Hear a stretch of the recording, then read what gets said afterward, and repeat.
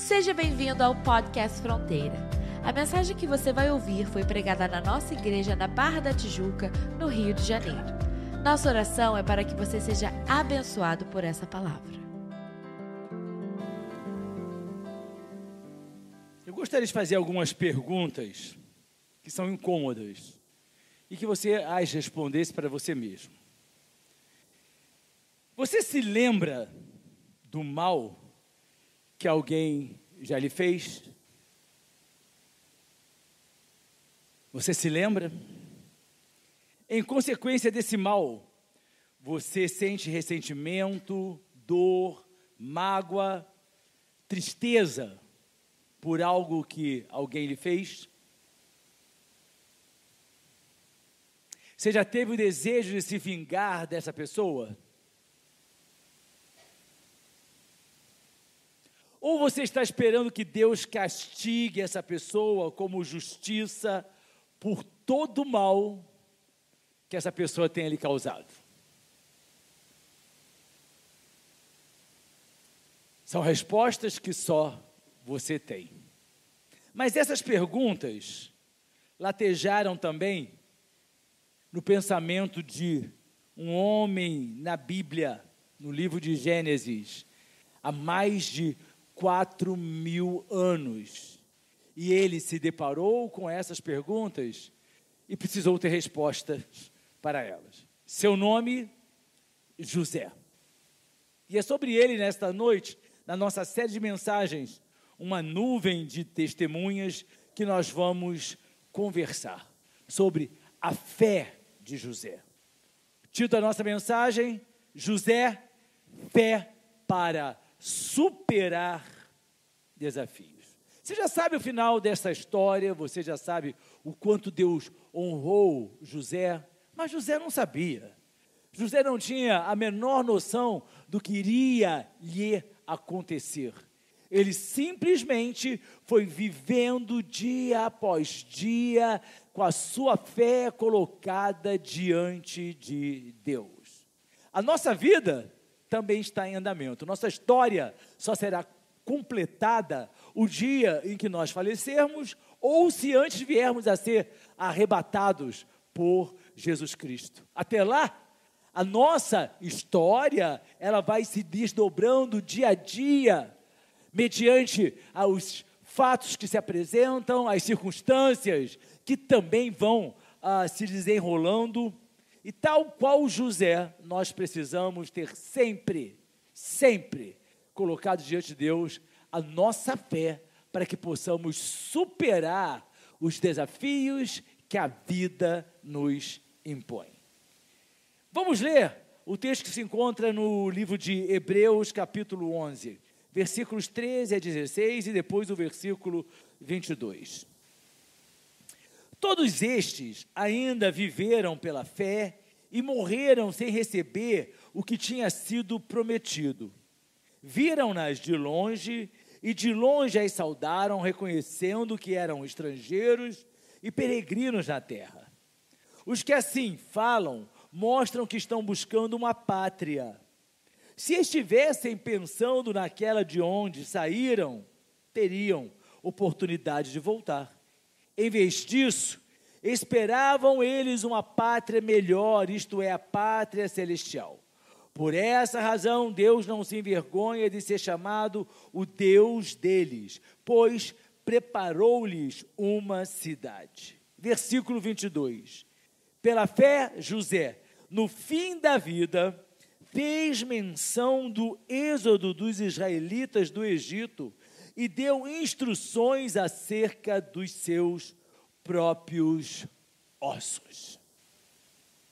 O que aconteceu na vida de José e o êxodo que viria também a ser realizado, existe um hiato de 430 anos aproximadamente. 430 anos antes, José já pediu: quando vocês saírem desta terra, levem juntos meus ossos, porque eu não vou ficar aqui. Um homem cuja fé em Deus era tão baseada, tão concreta, tão forte, que ele conseguia exatamente crer naquilo que Deus havia prometido, sem saber exatamente como iria acontecer. Nós somos homens e mulheres que às vezes declaramos que temos fé, declaramos que cremos, mas nós nem sempre conseguimos exercer esta fé sem que as circunstâncias se mostrem favoráveis.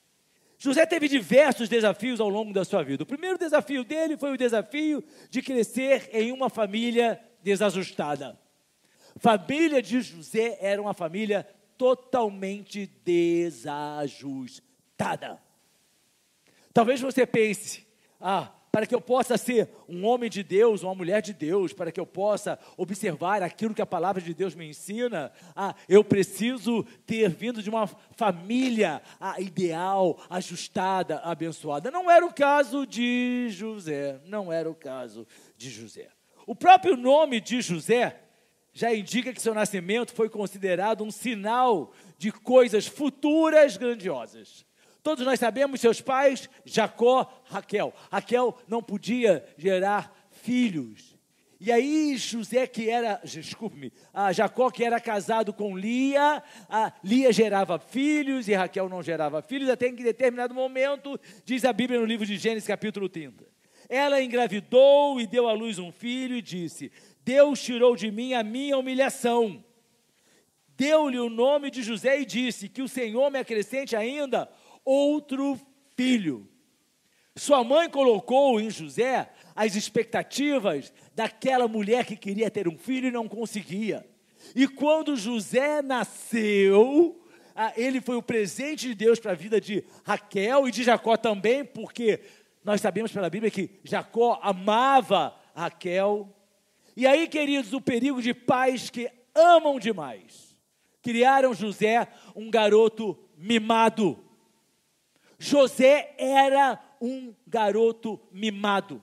É o que acontece com os pais que querem cercar de cuidados, amor exagerados. Presta atenção, a Bíblia diz, ame, mas a Bíblia também fala, faça-se tudo com ordem e decência. Até para isso tem um limite. Cuidado, queridos. Jacó e Raquel amavam demais a José. E talvez você pense assim, esse amor maravilhoso é suficiente para formar um grande homem. E aí a gente vai vendo pela história de José, que ele foi se tornando um grande homem, na medida que longe dos seus pais, ele se viu sozinho, enfrentando as situações com as quais ele veio se deparar. Foi necessário que ele fosse retirado do meio da sua família, para que ele pudesse crescer. Que seu filho, que seus netos e os meus também, possam crescer no âmago de uma família equilibrada. Família desajustada, queridos, não é só aquela família em que pai e mãe não se entendem. Isso já é desajustado. Mas família desajustada é aquela que exagera nos cuidados, na proteção. Por quê? Porque como Raquel disse, o Senhor me deu um filho, obrigado, obrigado, obrigado. E aí, queridos, ainda diz para ele que o Senhor me acrescente outro filho. Ela declarou que foi José que removeu a humilhação dela. E depois ela diz que o Senhor me acrescente outros filhos. Ou seja, ela tinha a partir de José outras expectativas. Na casa de José, ele teve uma irmã que foi violentada. Vocês conhecem a história da Bíblia? Se não, leiam o livro de Gênesis. Diná, que foi violentada pelo filho do governador da região em que eles viviam. E em consequência disso, 2 de seus irmãos, Simeão e Levi, se tornaram assassinos, porque foram vingar a sua irmã que tinha sido violentada. Então nós temos um garoto mimado, pais que exageravam na dose do cuidado, pais que criaram filhos que disputavam entre si, que coisa horrível. Pais que incitavam a disputa entre os próprios filhos. E aí irmãos que se levantam para defender a honra da irmã e cometem assassinatos. Aí você vai se deparar com o filho mais velho de Jacó, Rubem, que se deitou com a própria concubina do pai, com Bila. Que família louca, que família desajustada. E era uma família que tinha tudo para ser uma família ajustada. Tudo para ser uma família abençoada. Nós abrimos mão disso. Sabe de que maneira? Nós abrimos mão disso com o nosso orgulho, com a nossa arrogância, com o nosso não querer ser transformado, porque falamos demais, porque colocamos coisas que não são prioritárias, como se prioritárias fossem, e aí nós vamos desmontando uma família. Mas peraí, querido, estou falando de uma família de um patriarca, de um homem de Deus. Isso pode acontecer? Pode. Pode. A gente vai se deparar com muitos outros homens de Deus que não cuidaram das suas famílias, que não souberam ser pais, maridos, e mulheres que não souberam ser esposas, mães. E aí a gente acha que é Deus que vai cuidar da nossa família. Deus vai nos abençoar, mas quem cuida da nossa família somos nós. É você marido, é você esposa, é você pai, é você mãe. Deus guarda, Deus protege, Deus abençoa, mas Ele não vai fazer aquilo que cabe a nós fazermos. Ele não vai incutir no seu filho o amor pela casa de Deus, é você que tem que fazer isso, trazendo seu filho para a igreja. Ele não vai incutir no seu filho a palavra de Deus, não. A Bíblia diz assim: instrui seu filho no caminho que deve andar. Quem é que instrui? Os pais. E a gente acha, não, porque eu estou na igreja, Deus vai fazer tudo aquilo que é minha tarefa. Não, não vai, queridos, não vai. Aí a gente ainda vai se deparar mais adiante com Judá, irmão de José, que acabou quando viúvo já, se relacionando também com a sua nora viúva, Tamar. A gente vai ver que o pai de José, Jacó, estimulava José a espionar os seus irmãos, para fazer fofoca dos irmãos. Para contar o que seu irmão está fazendo de errado, o que me conta, como é que eles estão agindo, etc. Colocando um contra o outro. Cuidado, queridos, com o que você está fazendo dentro da sua casa. Filhos a gente forma para a vida, para serem felizes. E presta atenção, e eles vão arrastar por toda a vida aquilo que receberam dos seus pais. Sejam excelentes e maravilhosas memórias, sejam sofridas e doídas recordações. José teve que enfrentar o desafio de ser odiado por quem deveria amá-lo. O desafio de ser odiado por quem deveria amar você. Gênesis 37 mostra assim: ora, Israel gostava mais de José do que de qualquer outro filho. Vou repetir. Israel gostava mais de José, Israel é Jacó, do que de qualquer outro filho, porque ele havia nascido em sua velhice. Por isso mandou fazer para ele uma túnica longa, para destacá-lo dos outros irmãos. Vou vestir José, que eu amo tanto, de uma forma diferente. Vou dar tudo para ele, vou dar o melhor, porque eu amo, eu amo, eu amo. Quando os seus irmãos viram que o pai gostava mais dele do que de qualquer outro filho, odiaram-no. Odiaram-no e não conseguiam falar com eles amigavelmente. É possível o irmão odiar o outro? A Bíblia diz que sim. É possível um irmão odiar o outro? A Bíblia diz que sim. E quem é o responsável por ter gerado esse ódio no coração dos irmãos? A falta de sabedoria de Jacó. Se você tem pais sábios, agradeça a Deus. Se você tem filhos saudáveis, eu não falo saudáveis em termos de uma saúde física, mas saudáveis no seu relacionamento com Deus, seu relacionamento com a vida, seu relacionamento com a família, seja grato a Deus. Mas cuidado, cuidado. Ah, mas eu só tenho um filho. Cuidado, você vai mimá-lo. Ah, mas eu tenho 2, 3 filhos. Cuidado para você não fazer com eles o que Jacó fez. Homem de Deus. José foi maltratado praticamente o tempo todo. Por quê? Porque os seus irmãos o odiavam. José era uma criança, não tinha sabedoria nenhuma, falava demais, como a maioria dos crentes faz, falava demais. Tive um sonho. É que eu estava juntando feixes no campo. E aí, quando eu acabava, eu juntava meus feixes assim, aí meu feixe ficava de pé e 11 feixes vinham e se curvavam diante do meu feixe. Você está dizendo que a gente vai se curvar diante de você, José? Tive um outro sonho. Tive um sonho que o sol e a lua e 11 estrelas se curvavam diante de mim. Você está dizendo que meu pai, minha mãe e todos nós vamos nos curvar diante de você? Presta atenção, queridos. Aquilo que Deus tem para você é para você, não é para abrir a boca e sair contando para todo mundo. Falta de sabedoria absurda, mas que continua existindo hoje em dia. Deus tem um plano na minha vida. Deus vai fazer isso comigo, vai me exaltar aqui, etc. No meio da própria família.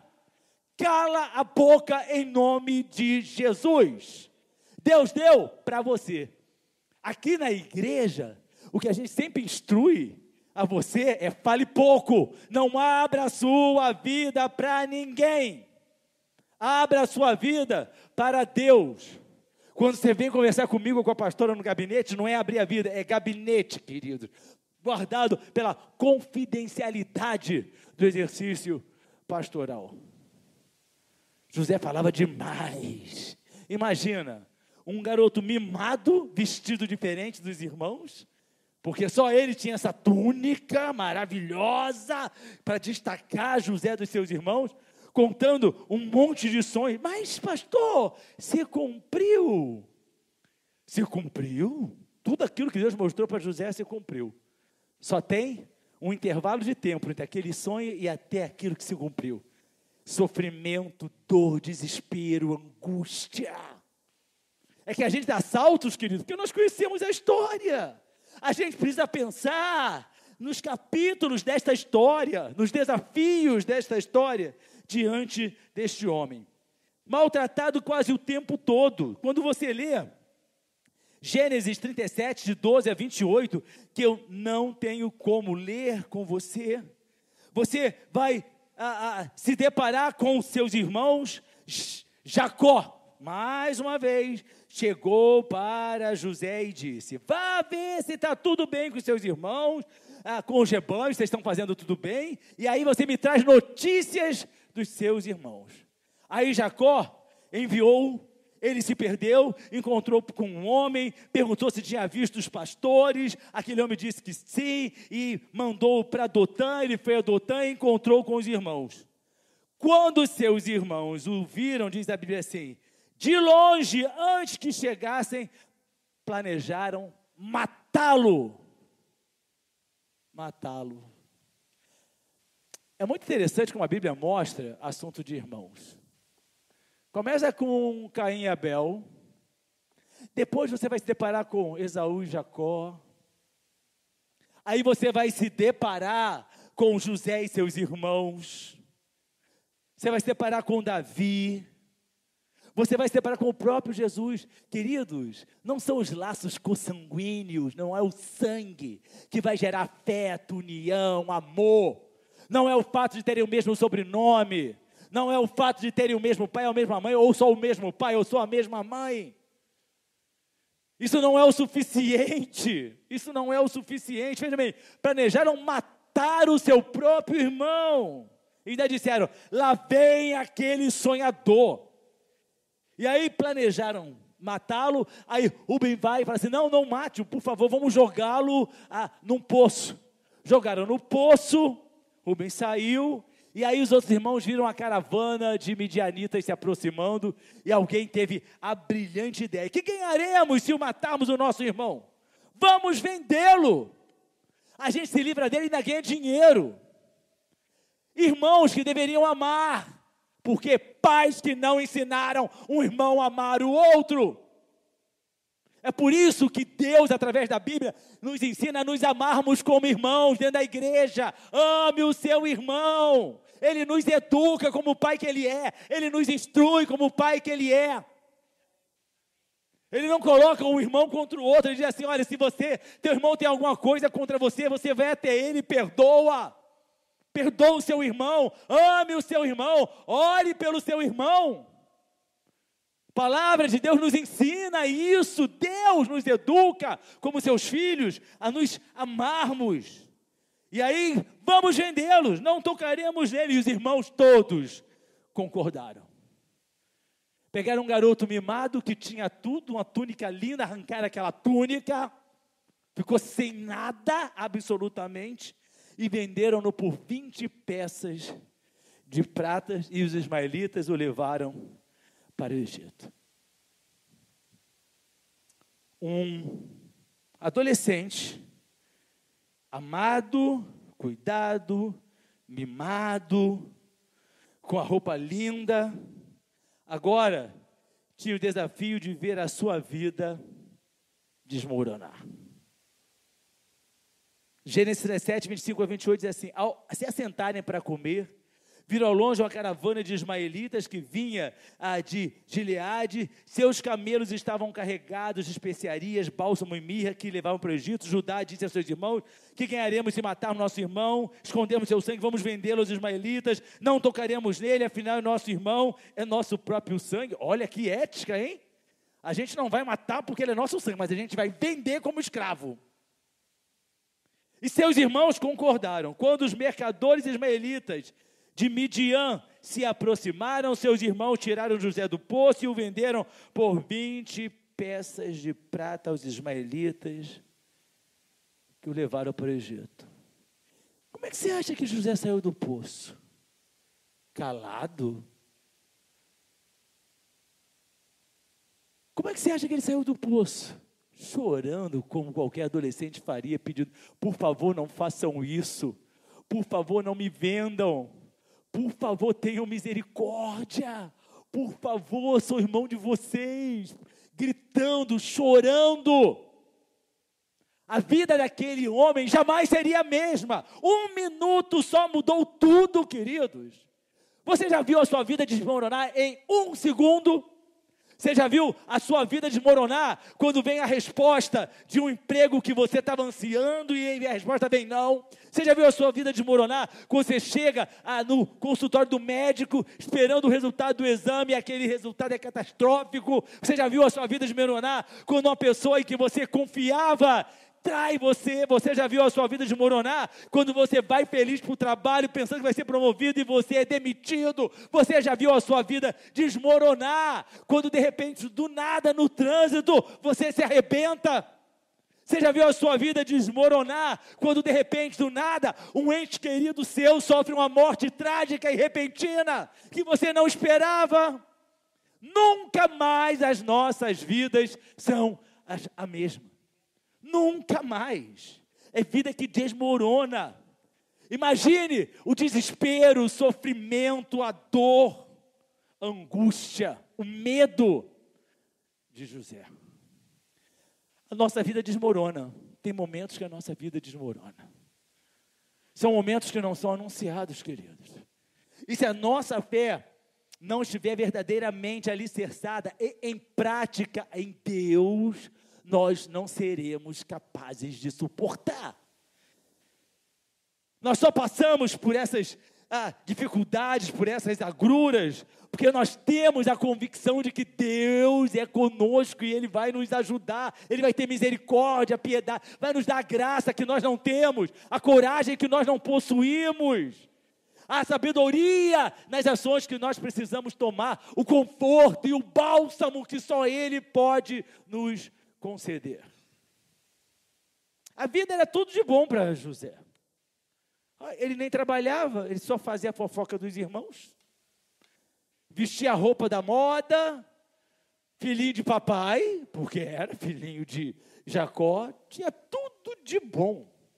E agora, querido, presta atenção, agora a túnica do papai é arrancada.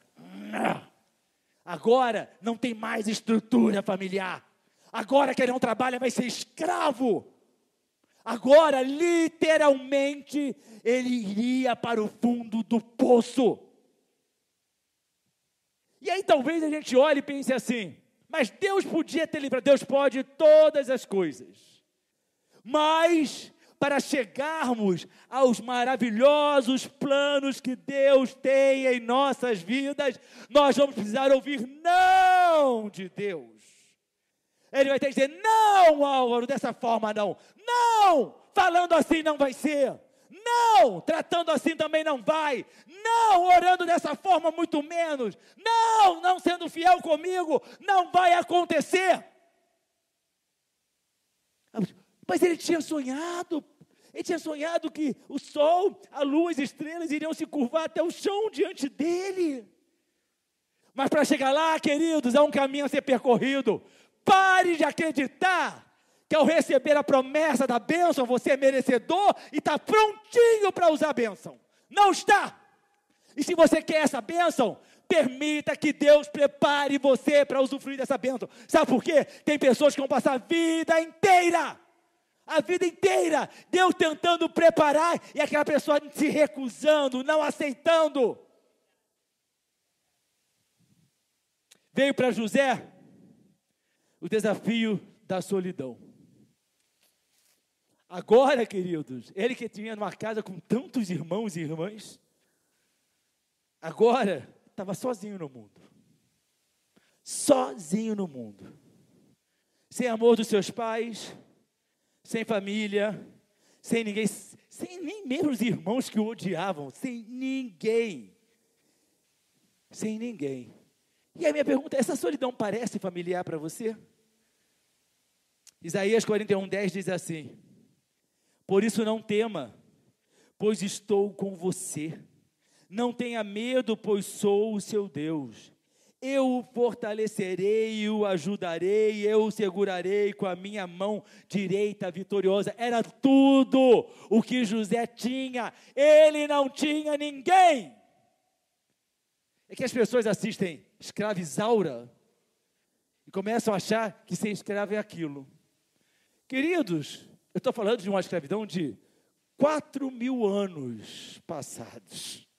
Se a escravidão de 2 séculos passados já era uma escravidão exploratória, sofredora, há 4.000 anos, a escravidão era você ser absolutamente nada nem ninguém. Absolutamente nada, sozinho. Muitas vezes a gente pensa que não está sozinho porque nós estamos cercados. Cercado de pessoas, cercado de, entre aspas, amigos. Eu tenho muita precaução porque o crente, ele é romântico. Não é o romântico de flores, de tratar bem a esposa. Antes fosse. E a esposa também, antes fosse romântica nesse sentido. Mas ele romantiza, amigo vai estar ao meu lado, amigo vai me dar a mão, amigo, querido, enquanto tiver churrasco, enquanto tiver casa bonita, enquanto tiver oportunidade de viagem, o amigo vai estar lá, usufruindo da sua amizade. Quando você perder tudo, que nem José, quando você ficar sem nada, não tem churrasco, não tem bebedeira, não tem casa de praia, não, acabou tudo, vou arrumar um outro amigo. Mas o crente romantiza. Sabe o que a Bíblia fala? Que na angústia é que brota, é que nasce, é que você vê quem verdadeiramente é seu amigo. Quando você está sozinho, chorando, sofrendo, aí você vai ver quem verdadeiramente é seu amigo. Nós vivemos numa sociedade e dizemos, meu amigo. A gente mal conhece a pessoa, chama de amigo. Se relacionou com a pessoa, conheceu.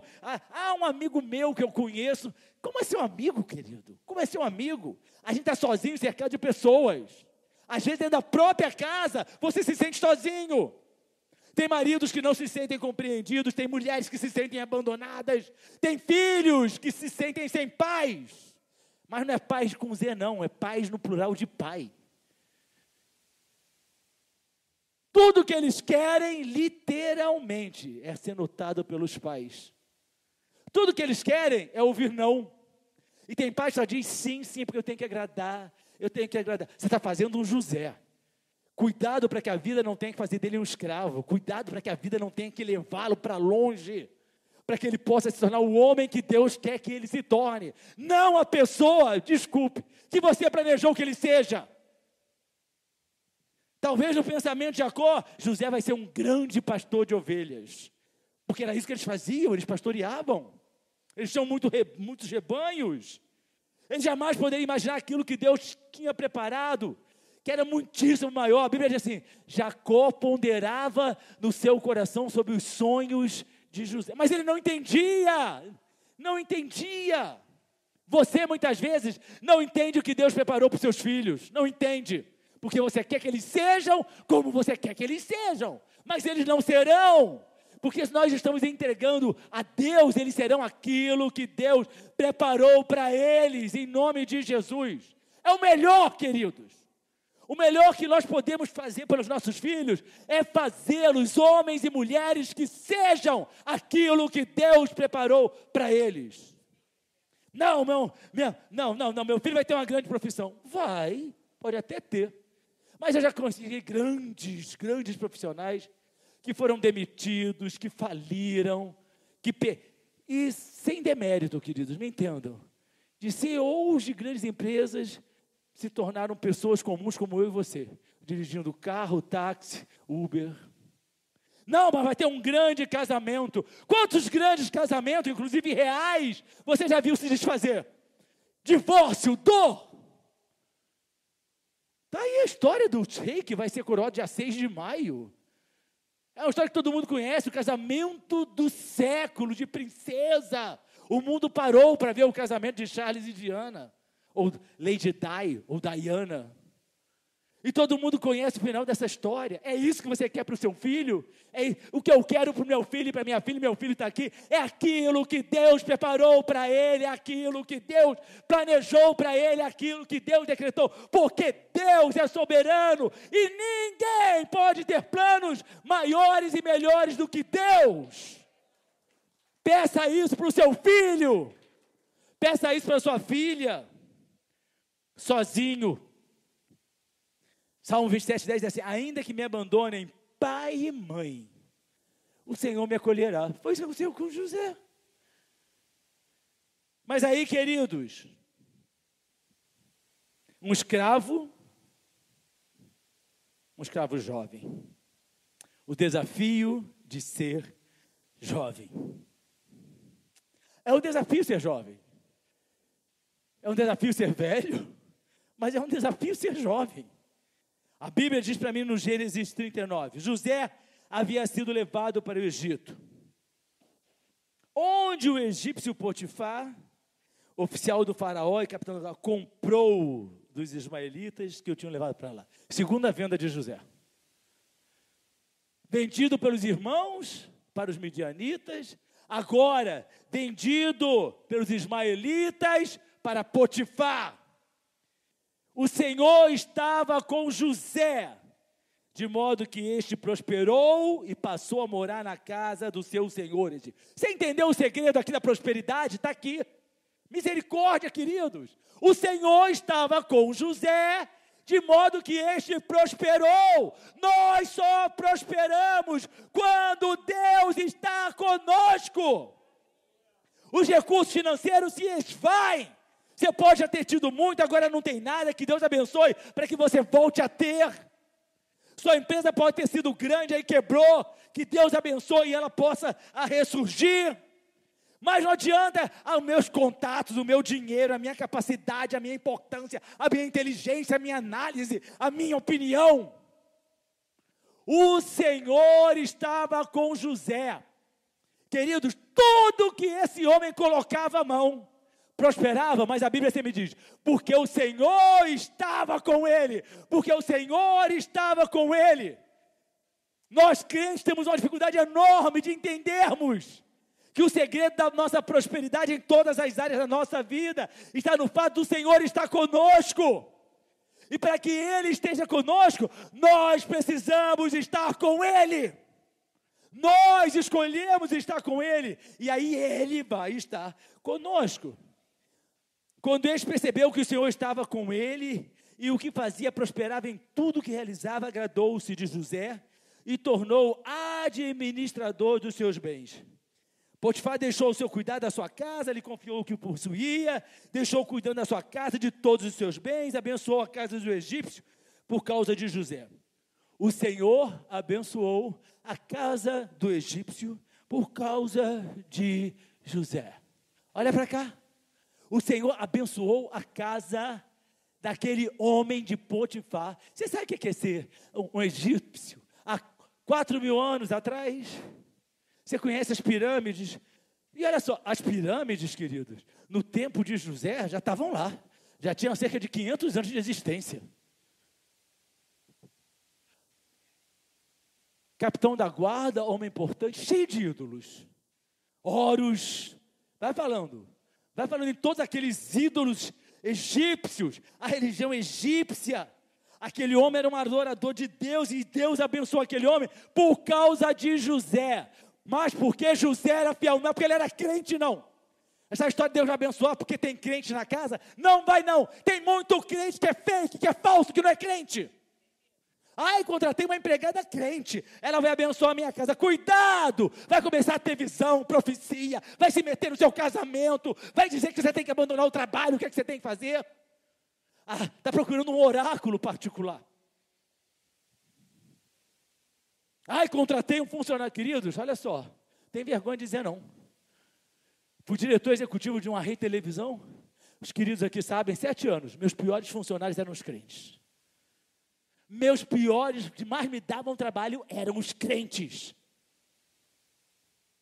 Agora, olha só, se você acha que porque é crente tem bênção, se não for crente, a probabilidade de ser bênção é praticamente nenhuma. Mas sendo crente também não é 100% de garantia, não. Não é isso não, queridos. Não é certificado de garantia, não.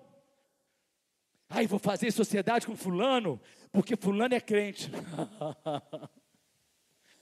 Aí não pergunta nada.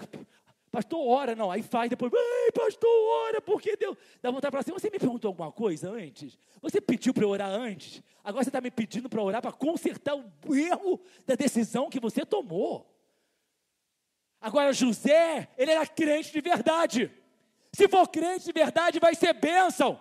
Vai ser bênção no meio da luz, vai ser bênção no meio das trevas, vai ser bênção aonde estiver, porque a Bíblia diz, a bênção do Senhor nos acompanha. Aonde está o crente verdadeiro, a bênção de Deus está também. Aí Deus guarda, faz prosperar a sua empresa, porque se é crente verdadeiro, então você abençoa aquele lugar.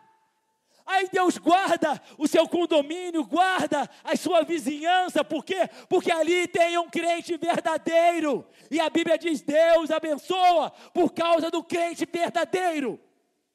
A gente tem que aprender, queridos, a discernir o que é fake e o que é verdadeiro. Tá a tal da PL aí que eu espero que você esteja orando. Eu espero que você esteja orando por esse projeto de lei horrível que vai ser votado aí. Enfim, a propaganda é para não roubarem você na internet, para que nunca mais possam dar golpe em você na internet. Aí o pessoal acredita.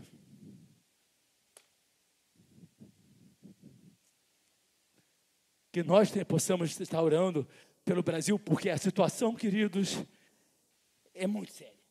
É muito séria. Mas tem 50 milhões de crentes. Não.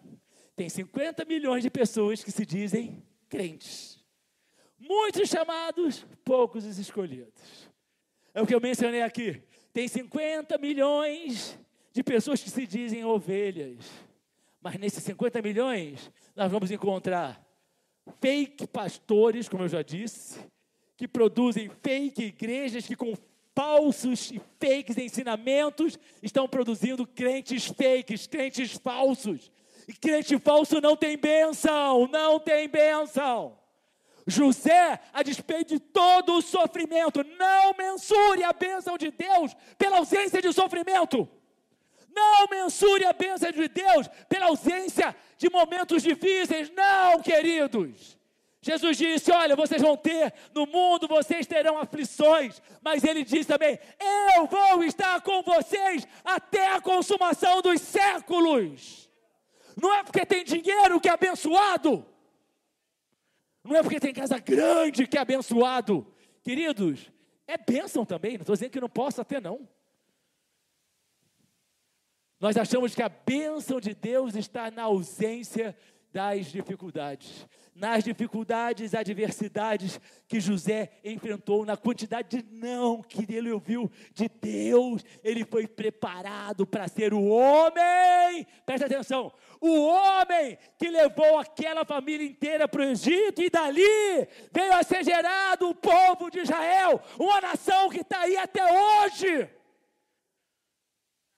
porque ele foi fiel. Se ele não tivesse sido fiel, ele não ia se tornar governador do Egito, não, queridos. Essa história, Deus prometeu, se cumpre de qualquer maneira, mas não mesmo. Acorda!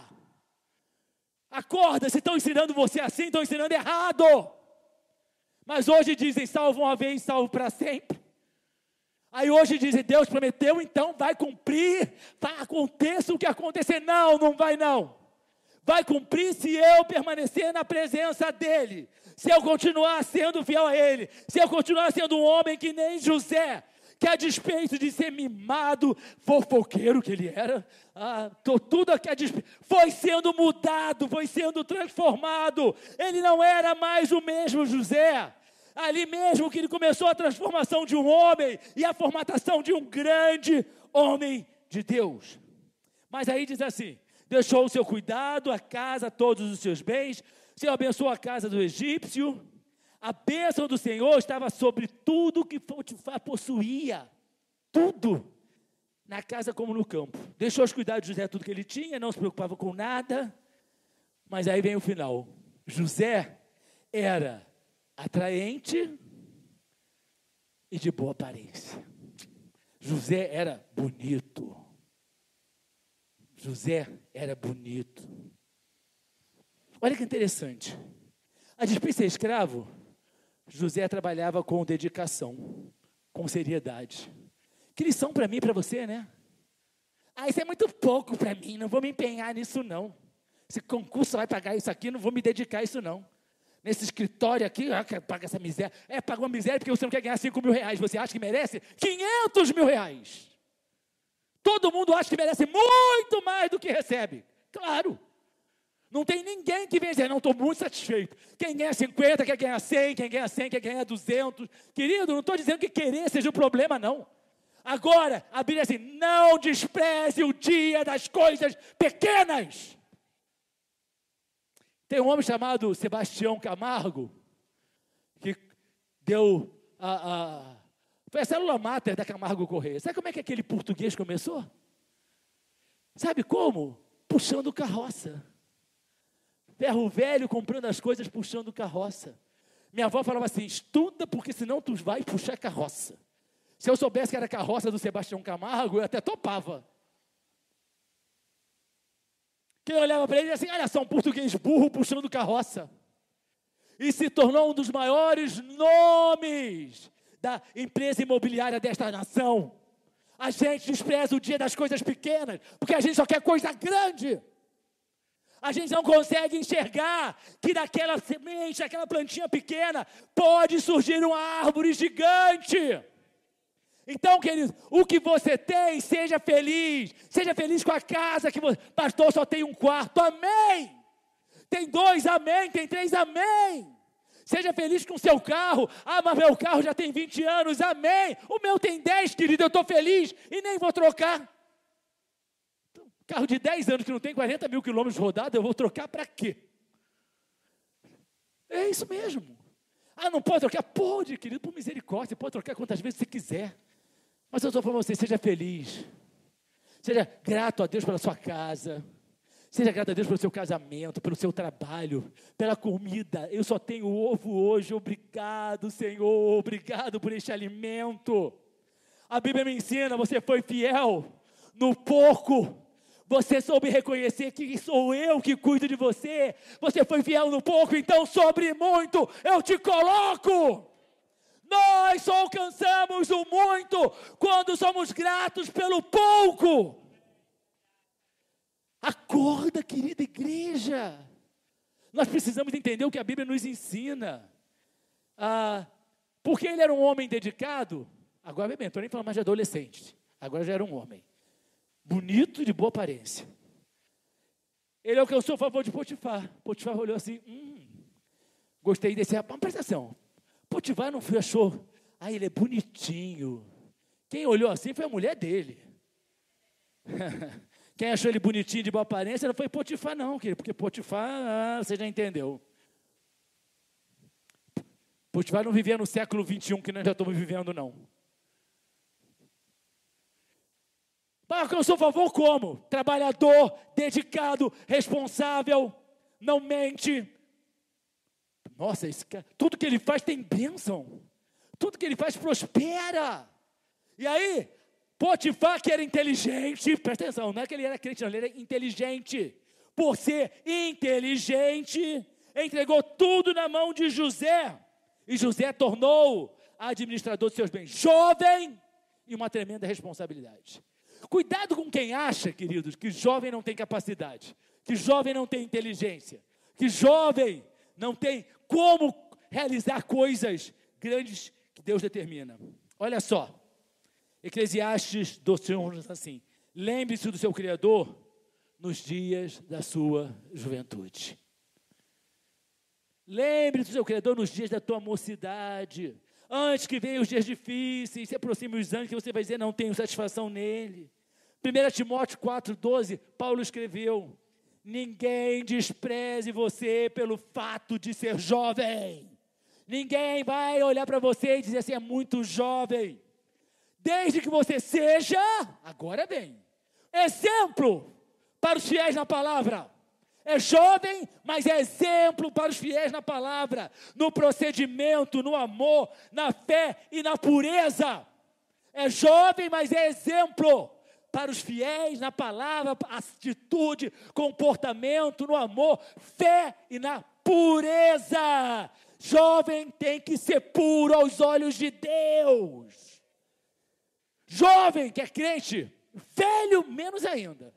Não vai ficar diante de computador, de celular, vendo pornografia.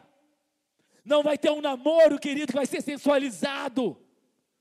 Não vai fazer sexo fora do casamento, porque a Bíblia ensina isso. Não é porque Álvaro está falando, a Bíblia ensina. Não tem bênção. Não tem bênção. 1 João 2,14. Jovens, eu lhes escrevi, porque vocês são fortes e em vocês a palavra de Deus permanece, e aí então vocês venceram o maligno. Como é que a gente vence o maligno, queridos? Está aqui. A palavra de Deus está em nós. A palavra de Deus está em nós. Quando a palavra de Deus está dentro de você, você vence o maligno. Crente, bota uma placa. Crente. Aí, vai encarar o maligno. Ó, sou crente, hein? Está escrito aqui. Não, do lado de fora eu estou vendo, eu quero ver dentro. Do lado de fora eu estou lendo, querido, eu quero ver dentro.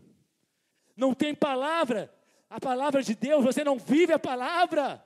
Escondido a palavra no meu coração para não pecar contra ti, vai ser derrotado. Está sim de crente sendo derrotado pelo maligno.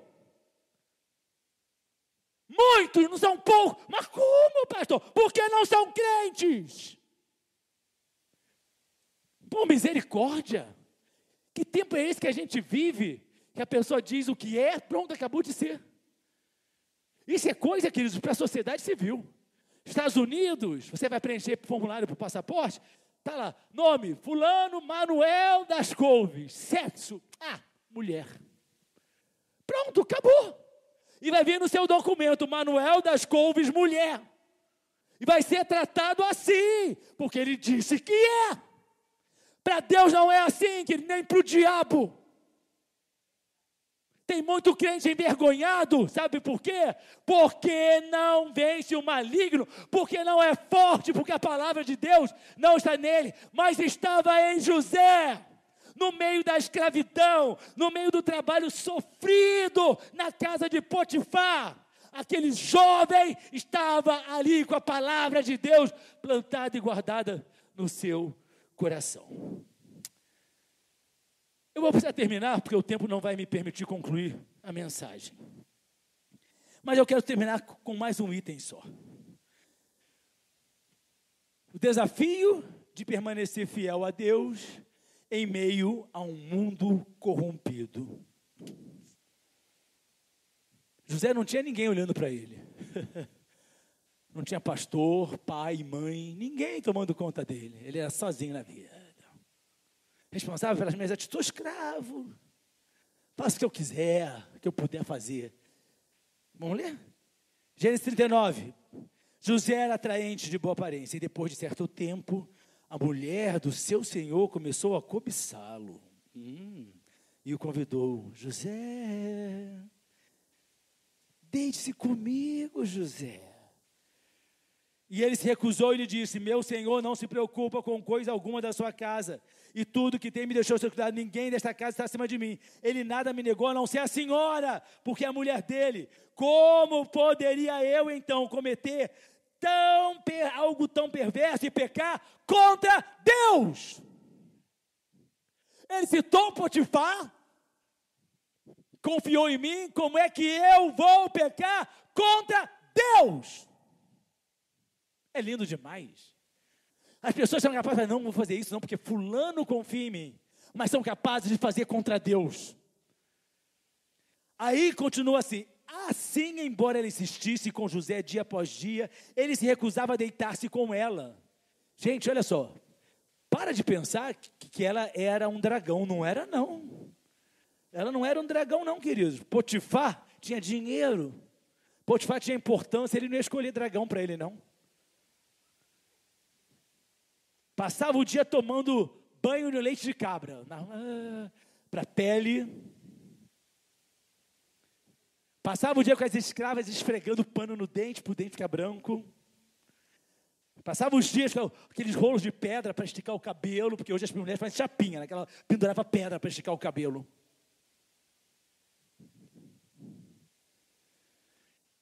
Dia após dia. Tem gente aqui, querido, você fala assim: vem cá, opa, estou aqui, chamou. Tem gente aqui que ia ficar assim: quando é que ela vai me notar? Aí ela fala assim: quer ver o tanquinho? O meu não vou mostrar não, se você está pensando aqui. Só a pastora Elaine ver. Na piscina também, né, amor? Na piscina também. Um dia ele entrou na casa para fazer suas tarefas. Nenhum dos empregados ali se encontrava. Ela, olha só, ela o agarrou pelo manto, pela roupa, voltou a conversar: vamos, deixe comigo. Diz a Bíblia, ele fugiu da casa, deixando o manto na mão dela. José é uma tremenda lição para mim. José é um tremendo exemplo para mim. Não ceda à sedução do mal. É decisão. Ninguém olhando. E olha, se ele se deitasse com ela, ele ia conseguir o favor dela. Aí ia ter o favor de Potifar, o favor da mulher dele, ele ia ser um príncipe naquela casa. Não ceda à sedução do mal. E o mal não está só no sexo, não, queridos. O mal está na corrupção. Dinheiro fácil, desonesto, roubado, enganado. Porque todo mundo quer fazer dinheiro, mas desde que não tenha que trabalhar. Eu quero um grande negócio para achar muito dinheiro. E normalmente esses grandes negócios vêm de corrupção. Mentira. Não ceda à sedução da mentira. Não ceda à sedução da fofoca, da calúnia. De ficar falando dos outros, de ficar criticando as pessoas, de ficar falando mal, de ficar criando fofoca em situações. Não ceda. Não ceda à sedução dos vícios. Eu vou dar uma tragada nesse vape, porque está na moda. A ciência mostra que o vape tem mais nicotina que o cigarro. Só é moderninho, só é bonitinho. Crente com vape? É sério isso? Tem que ser moderno, queridos. Você vai ser moderno no inferno, porque no céu não entra, não. Aí é o vape, aí é bebida, aí é tudo aquilo que o mundo quer que você faça. Me seduziram, meus amigos me seduziram. Queridos, seus amigos não decidem por você. Eles vão fazer que nem a mulher de Potifar. Vem, vem. E junto com eles está uma série de demônios assim, vem, vem, vem. É sério isso, não estou brincando. Reino espiritual é algo muito sério, parece engraçado, mas é exatamente assim. A sedução está só te chamando, e os demônios estão lá, agora ele vem, agora ele vem, agora ele não vai resistir, agora ele não vai saber dizer não, agora ele vai ceder, agora ele vai roubar, agora ele vai se corromper, agora ele vai mentir, agora ele vai fazer coisa desonesta, ele vai.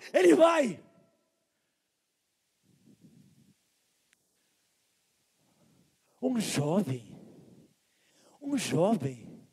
se fosse eu, como se fosse um senhor de 60 e poucos anos, mas um jovem que nessa ocasião devia estar com 19, 20 anos, sozinho, dizendo não. Provérbios 2:10, a Bíblia ensina assim, meu filho, se os maus tentarem seduzi-lo, não ceda. Se os maus, quem são os maus? Aí você vai dizer, são pessoas que não roubam, são pessoas assim honestas. Honestas com o quê? Querem te afastar de Deus? Querem arrancar a tua fé? Querem distanciar você da igreja? Querem rasgar a Bíblia? Querem convidar você para o mundo? São maus! Mal é tudo aquilo que me afasta de Deus. Mal é tudo aquilo que me leva para o inferno. Mas eu gosto muito, a minha amiga é tanto. É má! E a Bíblia diz, não ceda. Não está dizendo que o Espírito Santo vai segurar você não, querido. Não está não. Eu estou orando, mas eu estou com vontade. Eu estou orando, passa a vontade. Mas não está passando, então eu vou. Não basta orar, querido, tem que decidir, tem que se posicionar. É a Bíblia assim, se os maus tentarem seduzi-lo, faça uma campanha de 7 dias de oração. Se os maus tentarem seduzir você, faça um jejum de 1 mês. Se o mal, liga para o pastor. Pode até ligar. Isso aí você pode até ligar, porque você vai ouvir poucas e boas.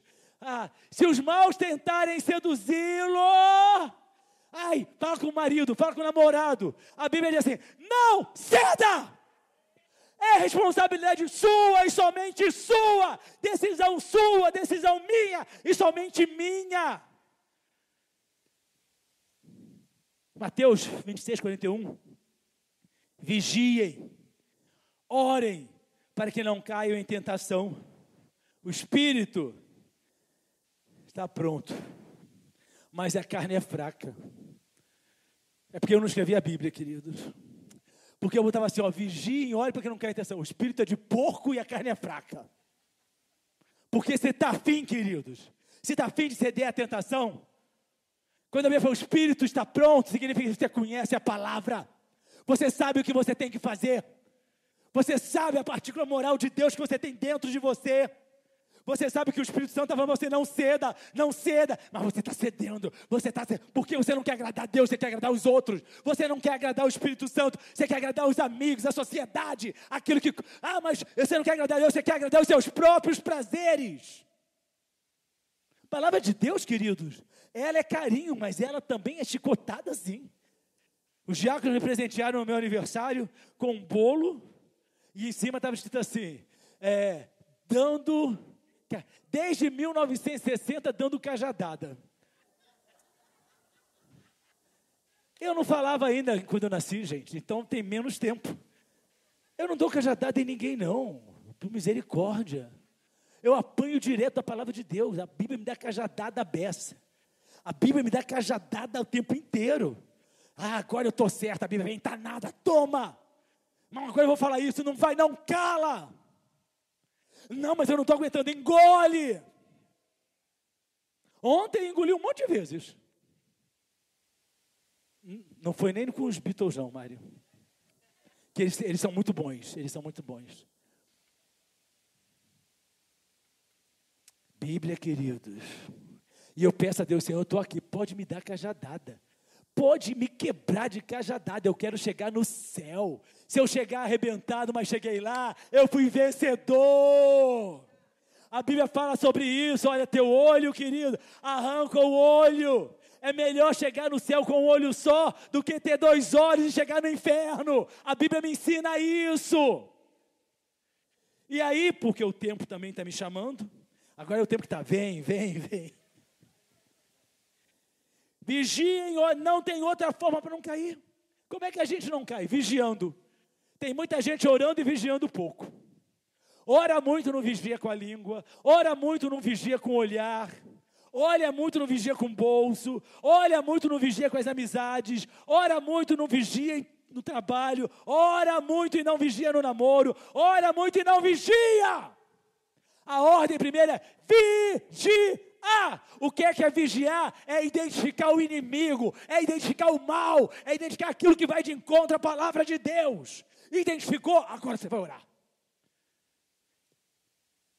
Não caiam em tentação, porque a carne é fraca. Ele era jovem, a carne do velho é fraca também, queridos. Ele é bonito, a carne do feio também é bonita. Ele era escravo, mas a carne do rico também é fraca. A carne do homem, ninguém vence pela carne. Ninguém se levanta assim, eu sou forte, porque ninguém tem mais tempo de crente aqui do que eu. Não tem. Eu tenho agora 57 anos de crente. Alguém tem mais tempo que isso? O pastor Elaine tem 57 anos e 2 meses. Tem 58 você, menina.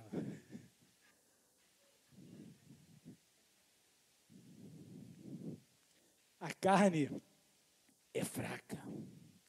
Podemos vencer a nós mesmos e ser vencedores sobre o nosso desejo.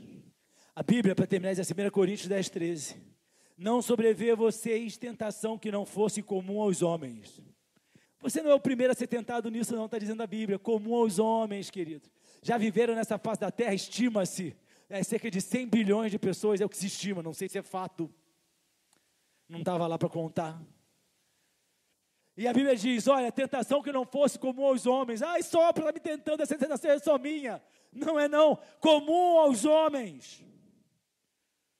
E Deus é fiel, Ele não permitirá que vocês sejam tentados além do que podem suportar.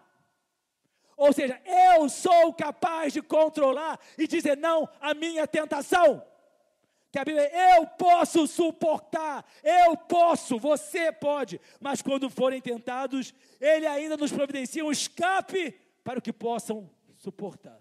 Ou seja, ainda dá escape, a gente olha para o escape e fala assim, mas eu não quero escape, porque eu quero ir para cá. Ele dá um escape e a gente diz, não quero, eu quero ir para cá. Quando aquela mulher bonita, rica, poderosa, celebridade, hein? Celebridade. Chegou para ele, não tinha ninguém em casa, ela certamente preparou tudo, mandou todo mundo embora, acendeu um monte de velas românticas, jogou rosas no chão. O pessoal adora pisar em pedra de rosa, não sei porquê, mas gosta. Aí ela vem, chama, José. Aí ele, Senhor, tem misericórdia de mim, de novo não. Quando ele chega, ele olhou aquelas pétalas. Gente, isso não está na Bíblia não, por favor. Tá, eu estou aqui criando um cenário fictício. Imagina o que ela estava usando, se é que ela estava usando alguma coisa.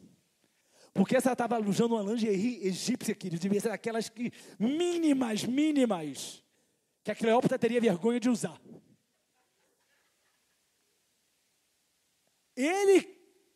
Presta atenção, querido, ela agarrou. Por que ela agarrou? Porque quando ele entrou, ele já fez assim, ó. No que ele fez assim, foi embora, ela voou em cima dele para agarrar. No que ela agarrou, ele largou tudo, largou roupa, saiu correndo. Se estava de cueca, eu não sei, largou tudo e foi embora. É sério. É muito sério isso. Ai, pastor, eu queria resistir, mas ela me agarrou. E aí o senhor sabe, né? No que agarrou... Ai, pastor, eu queria resistir, mas o dinheiro era tão bom, e eu estou precisando, Deus sabe. Eu acho até que foi Deus que... Deus botou uma corrupção no seu caminho. Deus botou algo ilegal no seu caminho. É a mesma coisa que dizer o seguinte, Deus me abençoou, me deu uma boca de fumo, porque Ele sabe que eu estou precisando. Não, Deus me abençoou, Ele me deu um bordel, e agora, graças a Deus, Ele tão abençoado. Como é que é? Você está rindo, queridos? Eu já ouvi, tá? Eu já ouvi. Aliás, vocês também já ouviram, porque, enfim. Ela agarrou, ele fugiu. Você tem fugido? Você tem fugido?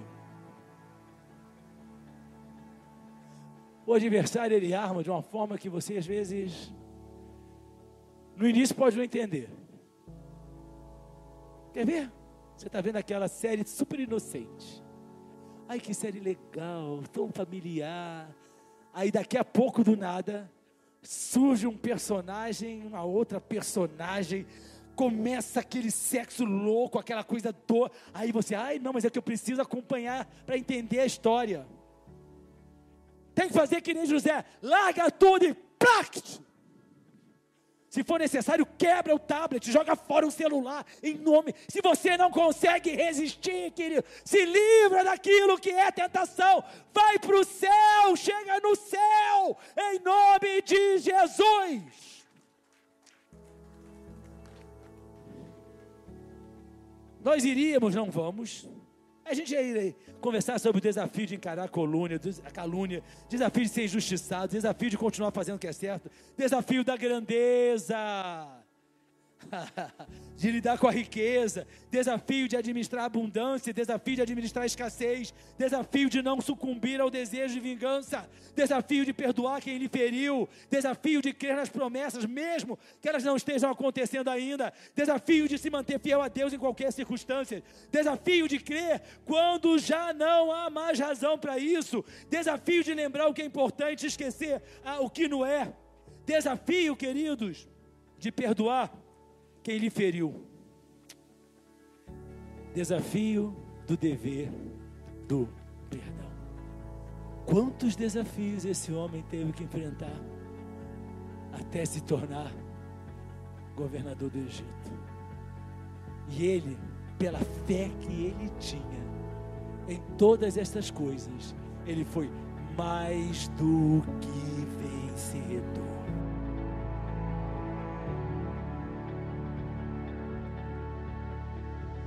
Se quiser saber mais sobre nós, visite nosso site fronteira.church ou baixe nosso app Fronteira. Que Deus te abençoe.